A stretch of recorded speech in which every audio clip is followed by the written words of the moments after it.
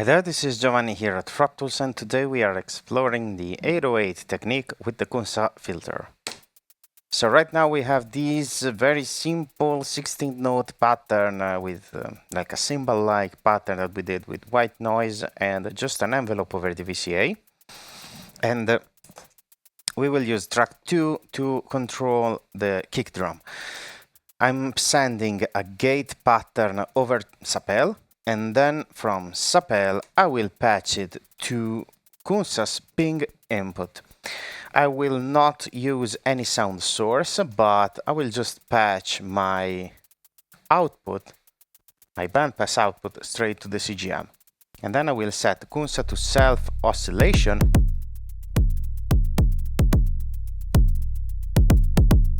And from this point on, I can play with the decay time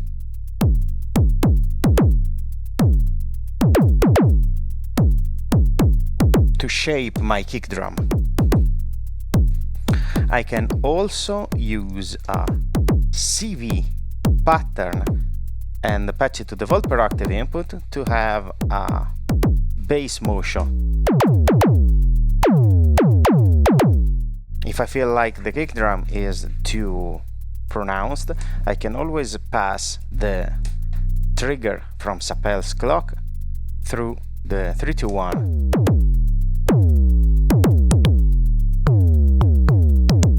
to reduce its amplitude and so have a smaller opening of the filter.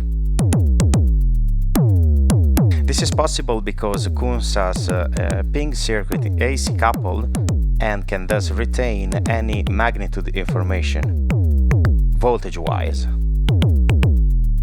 I have already driven my quad stereo channel. If I want a bit of extra gain, not too much, but it might make a difference, I can use the stereo channel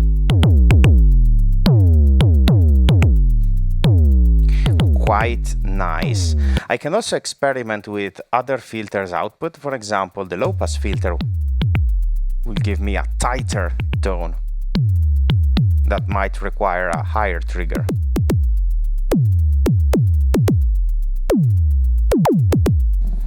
And the high pass.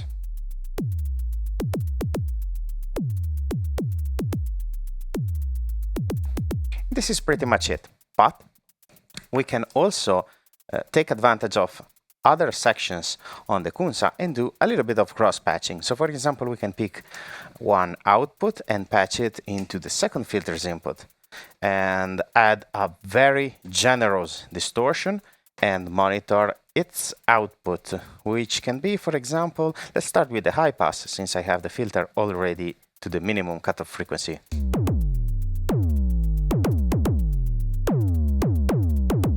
And I can also try different waveforms.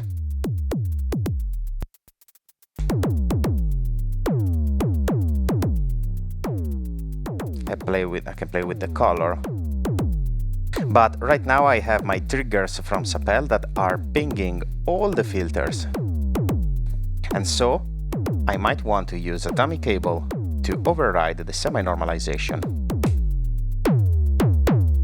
Ah, nice. Much tighter. Let's try the low pass.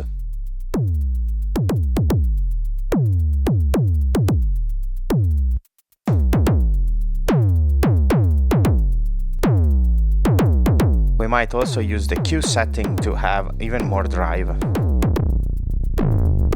until we reach a complete sound degradation.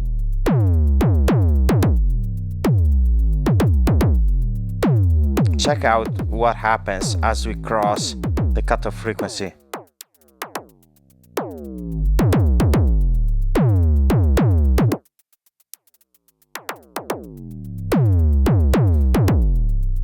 We can also try other filters, for example, the low pass one.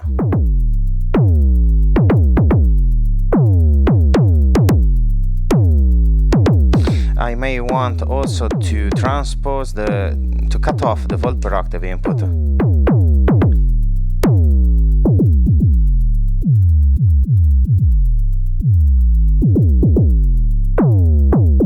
Let's try and let's listen the high pass one without filter tracking.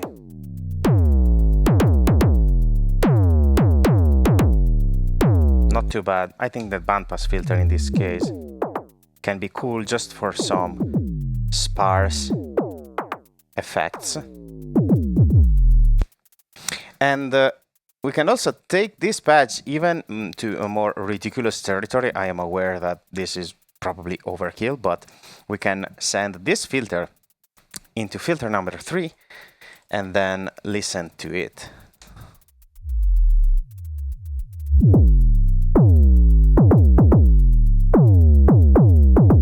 Let's try also the high pass.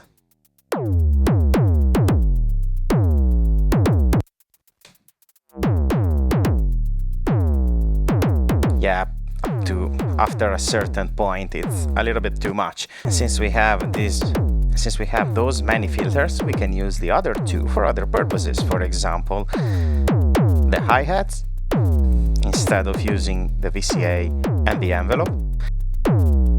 Now the cool thing is that we can also use the combo mode to scoop the bass content a bit, since in this mode the filter will reduce its amplitude below a certain cutoff frequency, and this also applies to resonance.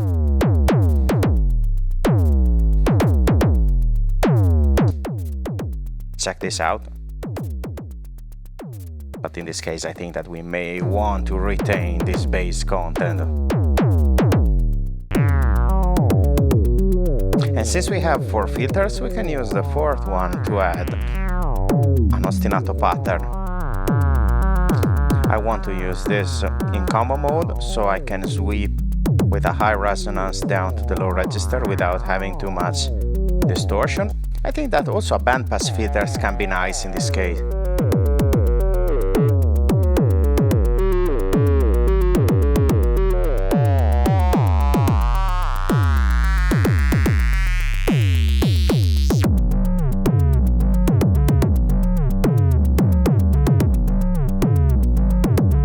I think that we can cap it here for today. I hope you found this video useful, and I will see you next time for more patch ideas.